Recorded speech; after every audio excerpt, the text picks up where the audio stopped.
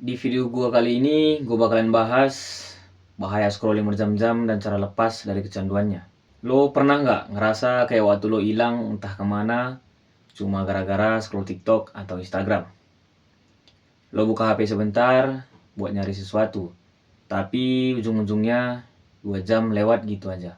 Dan lo bahkan nggak tahu lo tadi nyari apa.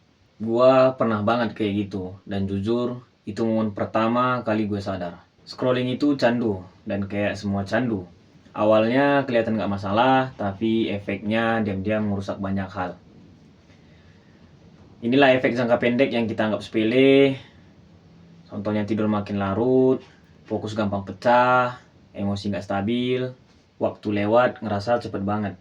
Tapi kalau lo gali lebih dalam, ternyata scrolling berlebihan bisa menyebabkan gangguan pola tidur kronis, turunin produksi hormon bahagia alami, meningkatkan rasa cemas, insecure, dan overthinking.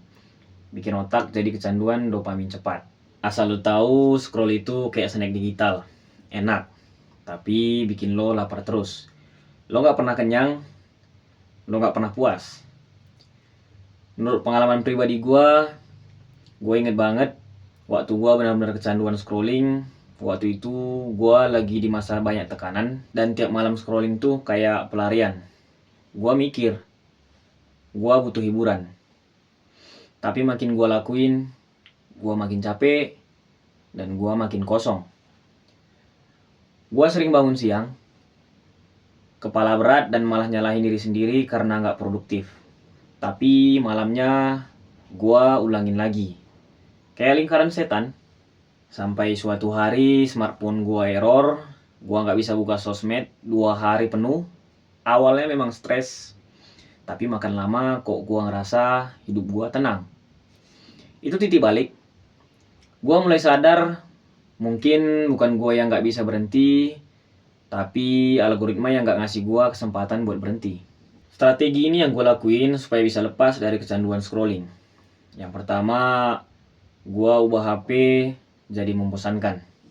Contohnya gue ubah semua layar jadi grayscale, pindahkan aplikasi sosmed ke folder jauh, hapus notifikasi yang gak penting.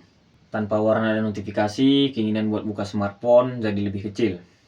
Yang kedua, buat batas nyata atau screen curfew. Minimal 1 jam sebelum tidur, jauhkan smartphone, taruh smartphone di luar kamar, atau aktifkan mode pesawat. Ganti dengan aktivitas, misalnya membaca, journaling, stretching, atau meditasi. Malam hari adalah waktu otak kita healing. Jangan kasih racun di saat lo butuh pemulihan. Dan yang ketiga, lo bisa ganti dengan kebiasaan yang memuaskan tapi sehat. Misalnya pagi journaling 5 menit, atau dengerin podcast singkat. Siang lo bisa jalan kaki tanpa smartphone, dan malam lu bisa baca 3 halaman buku atau pakai audiobook. Otak kita butuh reward juga. Ganti dopamin dengan cepat dari smartphone ke dopamin lambat tapi stabil dari kegiatan nyata.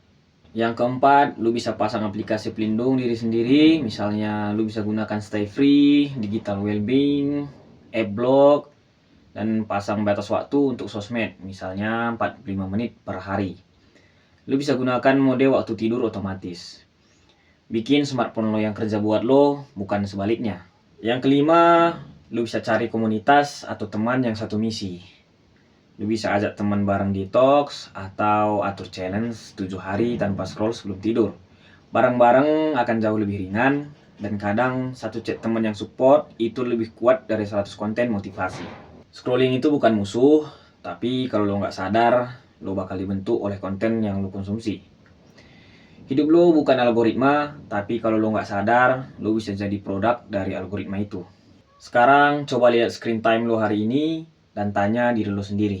Apa ini waktu yang benar-benar gua pilih, atau waktu yang diambil diam-diam dari gua? Kalau video ini relate, jangan cuma ditonton. Share ke teman lo yang masih terjebak scroll. Dan kalau lo penasaran gimana cara lepas dari smartphone tanpa jadi anti teknologi, di video selanjutnya gue bakal bahas digital detox ala Gen Z dan cara puasa smartphone tanpa drama dan tanpa FOMO. Jadi stay tune, karena ini baru permulaan.